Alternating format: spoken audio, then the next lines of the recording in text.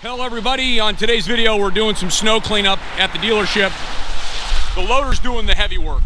So on this part of the sidewalk is where the city plows roll all the heavy snow over. So he's gonna do the brunt of the work so I can get the vehicles out. Once the vehicles are gone, I'm gonna use the dealership's truck. This is an F-250 owned by the dealership, 6.2 gas. We just put a new Boss V on it. So I'm gonna try it out and put some time behind the wheel and see how this Ford compares to my Chevy that I'm used to plowing with every winter. Piece of cake. It's definitely heavy. I mean, he's pushing a lot of snow and there's a lot of ice underneath, but man, for me to try to do this with the plow truck just would have been a big waste of time. Sorry about the wind noise. There's probably some crackling going on. It's pretty breezy. But we've got piles of snow all throughout the dealership. We've been trying to get cleaned up from the big storm. And that's the big issue at a dealership, is you need your parking for customers and for inventory.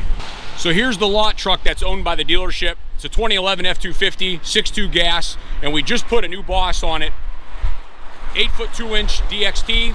So DXT, that means dual trip. So the whole blade trips, and as trip edge stainless wheel boards, got the nice LED lights. This one also has the downforce. I did a video on a comparison of this plow versus my plow, so you can check that out if you want. Extended cab, short bed. We did put some sandbags in the back. That ballast does a lot of good. It helps counterweights the plow, and also gives you some more downforce on the rear axle there to give you some more traction, some more bite when you're trying to push all this heavy snow.